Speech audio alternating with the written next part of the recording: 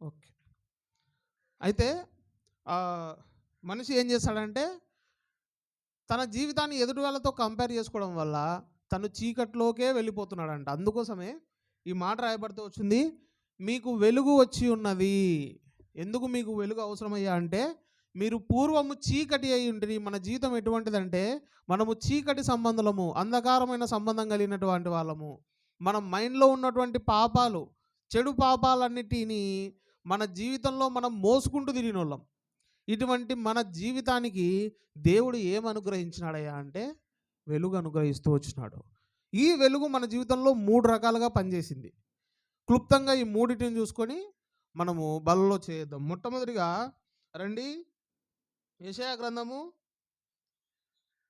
లేదు, కొలసీలకు రాసిన పత్రిక 1వ అధ్యాయము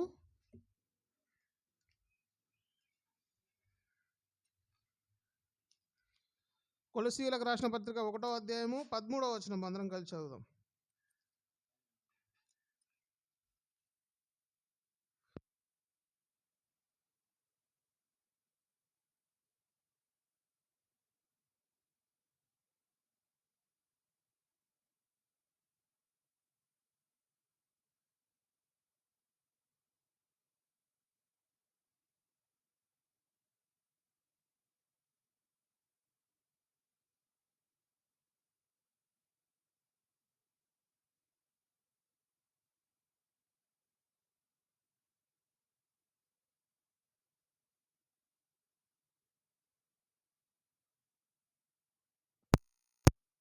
పాపం అంటే భయం లేకుండా మన పాత జీవితంలో మనం జీవిస్తూ వచ్చినాము.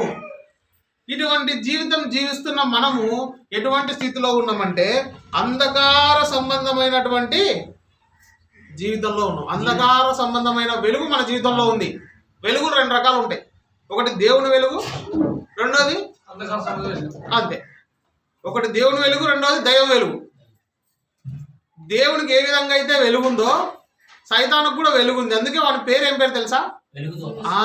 అని పేరే వెలుగుదూత. కొన్నిసార్లు మనకు అనిపిస్తుంది ఇది దేవుడే చెప్పినాడేమో అనిపిస్తుంది, దేవుడే చేశాడేమో అనిపిస్తుంది. అటువంటి విషయాల్లో సైతాను మనం ప్రేరేపిస్తూ ఉంటాడు. అర్థమైందా? అయితే ఒక విశ్వాసం ఉంది. విశ్వాసం ఉంటే ఆ ఆంటీ ఏం చేసిందంటే తనకు తెలిసిన ఒక వ్యక్తి ఇంటికి వెళ్ళిందంట. ఇంటికి వెళ్తే అక్కడ ఆమెకు ఒక వస్తువు కనపడింది, చాలా యూనిక్గా ఉందంట. అది ఒక పాండు, చేపలు పెట్టుకునేది చిన్న తొట్టిలా ఉంటుంది కదా, అది కనపడిందంట. కనపడితే అది తీసుకో అని ఆ మనసు చెప్తుందంట, దొంగతనం చేయమని చెప్తుంటే ఈమె నన్ను పరిశుద్ధాత్ముడు ప్రేరేపిస్తున్నాడు ఈ దొంగతనం చేయమని, కాబట్టి ఇది నాకు ప్రభువే ఇచ్చిన ఆలోచన కాబట్టి నేను తీసుకుపోయి ఇంట్లో పెట్టుకుంటే అదే రోజు ఏదో సందర్భంలో ఆ పాస్టర్ వచ్చి చూసినాడంట. అదేందాక ఇది అక్కడ ఉండే కదా, ఇక్కడికి ఎట్లా వచ్చింది అంటే నేనే తీసుకొచ్చినన్నా. ఎవరు ఇచ్చినారక్క అంటే ఎవరు లేదన్నా, నన్ను ప్రభు ప్రేరేపించుంటే తెచ్చుకున్నా అని చెప్పి. దొంగతనం చేయమని ప్రభు ప్రేరేపిస్తాడు. మనుషులు ఎంత అజ్ఞానంలోకి వెళ్ళిపోయినారంటే వాళ్ళకి కావాల్సినది ఏదో వాళ్ళు చేసేసారు, చేసి ఎవరి పేరు చెప్తారు? దేవుడి పేరు. మనం కూడా ఏం చేస్తామంటే మనం విశ్వాసము, దేవుని పిల్లలు అని చెప్పుకుంటాము, ఏదైనా పొరపాట్లు చేస్తాం, అబద్ధం ఆడతాం, దొంగతనం చేస్తాం, మోసం చేస్తాం, లేకుంటే తీరుతాము. ఏదైనా చేసిన తర్వాత లాస్ట్కి ఏమంటాం? దేవుడు ఇట్లా చేశాను అంటాం కదా. అయితే మనిషి జీవితంలో ఈ అంధకార సంబంధమైన వెలుగు నీకు మంచేదో చెడేదో అర్థం కాకుండా చేస్తారు. కాబట్టి ఈ విషయం ఈ వెలుగు నీ జీవితంలో నిజంగా ప్రసరించాలంటే నువ్వేం చేయాలంటే ఏది దేవుని వెలుగు, ఏది దైవం వెలుగు అని తెలుసుకోవాలంటే ఏం చేయాలి? దేవుడి దగ్గర రావాలి. అల్టిమేట్గా నీకు దేవుడు అంటే ఏందో అంటే నువ్వు ఫస్ట్ బైబిల్ చదువుకుంటేనే తెలిసేది, మందిరానికి వచ్చి వాక్యం వింటేనే తెలిసేది. నువ్వు ఇంట్లో కూర్చొని హల్లెలూయా యేసు రక్తం చేయని 200 సంవత్సరాలు అనుకున్నా సరే నీకు వాక్యం రాదు, దేవుడు అర్థం కాడు. నువ్వు ఎప్పుడైతే వాక్యం వింటావో అప్పుడు నీకు వాక్యం అర్థమవుతుంది. వినడం వల్ల ఏం కలుగుతుంది? విశ్వాసం, అంతే కదా. అయితే ఈ అంధకార సంబంధమైనటువంటి మనసు మనిషిని ఏం చేస్తుందంటే మరి ఎక్కువగా చీకటిలోనికి తీసుకొని పోతుందంట. ఎఫెసీయులకు రాసిన పత్రిక 4వ అధ్యాయం 18 వచనం తీయండి. ఎఫెసీ 4:18.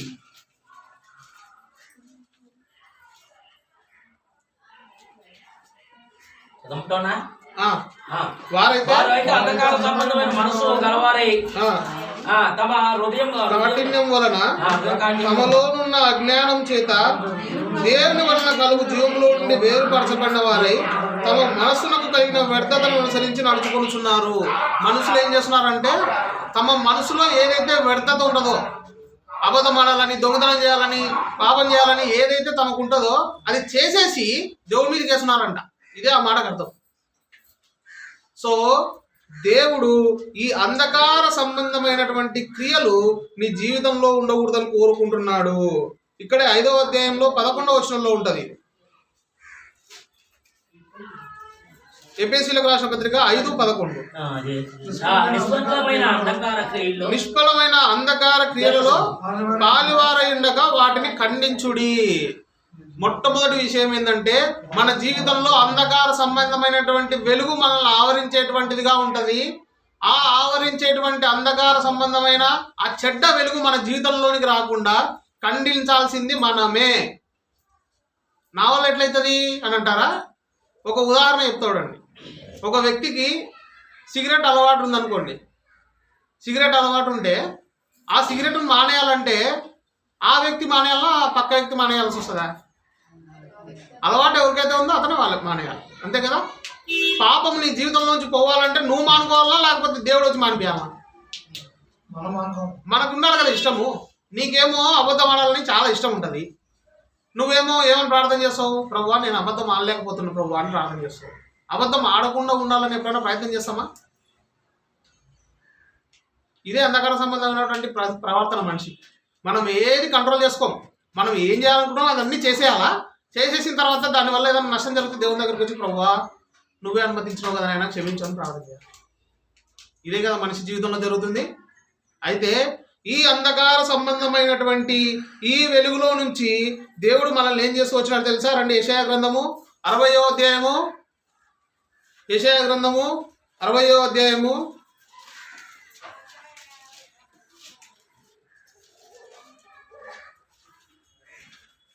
20వ వచనం.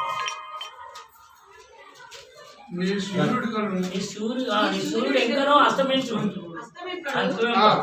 నీ చంద్రుడు క్షీణపడు, యెహోవాయే నీకు నిత్యమైన వెలుగుగా ఉండును. చాలమ్మా.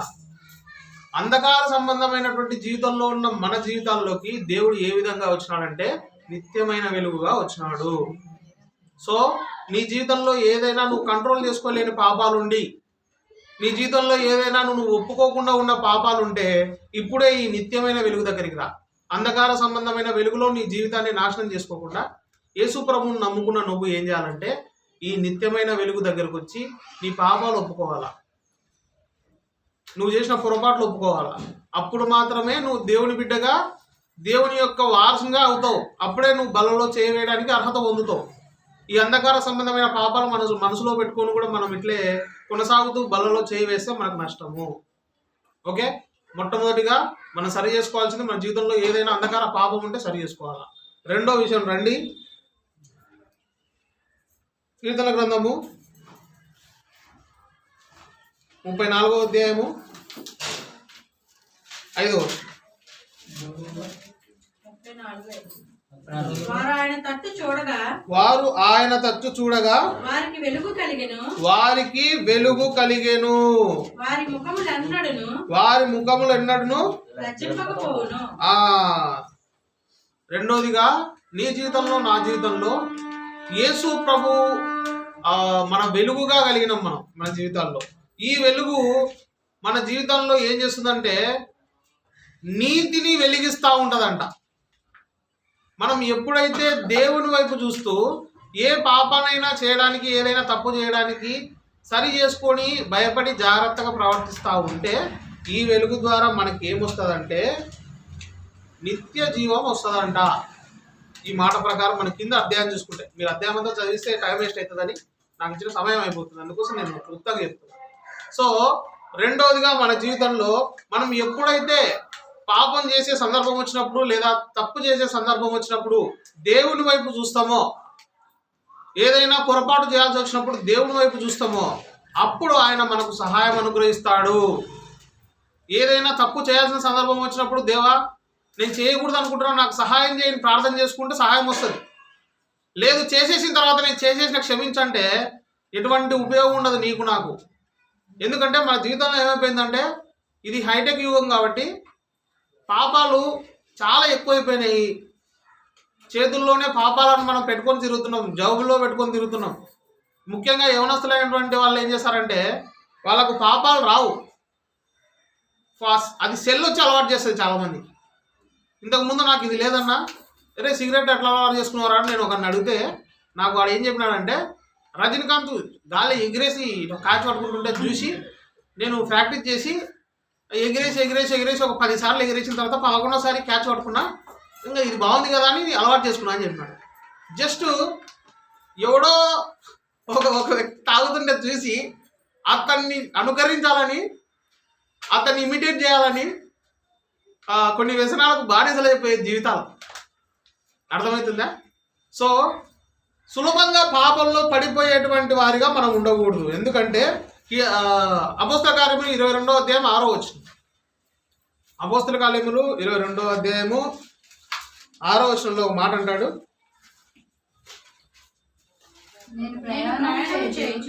ప్రయాణం చేయొచ్చు దమస్కుకు సమీపించినప్పుడు మధ్యాహ్న కాలంలో ఆకాశంలో గొప్ప వెలుగు. చాలక్క ఆ కాంటెస్ట్ చూసినట్టయితే అక్కడ ఒక వ్యక్తి ఉంటాడు. ఆయనకి ఏం జరుగుతుందంటే ఆయన చేస్తున్నటువంటి పొరపాట్లు, ఆయన చేస్తున్నటువంటి తప్పులు, ఆయన చేస్తున్నటువంటి దైవ వ్యతిరేక కార్యాలను చూసినటువంటి దేవుడు ఏం చేశాడంటే అతనికి ఒక వెలుగు కలిగించి అతనితో వచ్చి మాట్లాడతాడు. ఎందుకు ఇన్ని తప్పులు చేస్తున్నావు? నా బిడ్డగా అని చెప్పుకుంటున్నావు కదా, మందిరానికి వస్తున్నా అని చెప్పుకుంటున్నావు కదా, నేను కూడా మంచివాడిని, నేను కూడా బలలో చేయొచ్చని నీ మనసుతో నువ్వు మాట్లాడుకుంటున్నావు కదా, అయినా సరే ఎందుకు ఇంత రహస్య పాపాలు చేస్తున్నావు అని నీతో నాతో దేవుడు మాట్లాడుతున్నాడు. అయితే ఇప్పుడు మనం గుర్తించాల్సిన విషయం ఏంటంటే మనము ఎవరి తట్టు చూస్తున్నాం? నిత్యమైన దేవుడైనటువంటి వెలుగు తట్టు చూస్తున్నామా, లేకుంటే లోక సంబంధమైనటువంటి వెలుగు తట్టు చూస్తున్నామా? మనల్ని రక్షించేటువంటి వెలుగులో మనం ఉండాలని ఇష్టపడుతున్నామా, లేకుంటే మనల్ని నాశనం చేసే వెలుగులో మనం ఉండాలని ఇష్టపడుతున్నామా? మనమే ఆలోచన చేసుకొని దాని ప్రకారంగా మనం జీవించాల్సిన తరుణం వచ్చింది. సో రెండో పాయింట్ ఏంటంటే ఈ వెలుగు మనం ఆయన తట్టు చూసినప్పుడు మాత్రమే, ఆయనలో ఉన్నప్పుడు మాత్రమే మనం బలలో చేయవేయడానికి అర్హత సంపాదించుకుంటాము. లేని ఎడల మనం ఈ బలలో చేయవేయడానికి అర్హులం కాదు. కాబట్టి మనం 2 విషయాలు చూసుకున్నాం. మొట్టమొదటిగా ఏంటంటే ఈ అంధకార సంబంధమైనటువంటి వెలుగులో మనం జీవించకుండా మనం ఎప్పుడైతే నీతిగా జీవిస్తామో అప్పుడు మాత్రమే మనం బలలో చేయవేయాలా. రెండోదిగా మనం ఎప్పుడైతే దేవుని తట్టు చూసి పాపాలు వదిలిపెడతామో అప్పుడు మాత్రమే మనం బలలో చేయవేయాలి. కాబట్టి ఈ 2 విషయాల్లో మనం సరి చేసుకొని ప్రభు యొక్క బలలో పాల్గొంటాం. దేవుడి మాటలు దీవించుకుంటాం.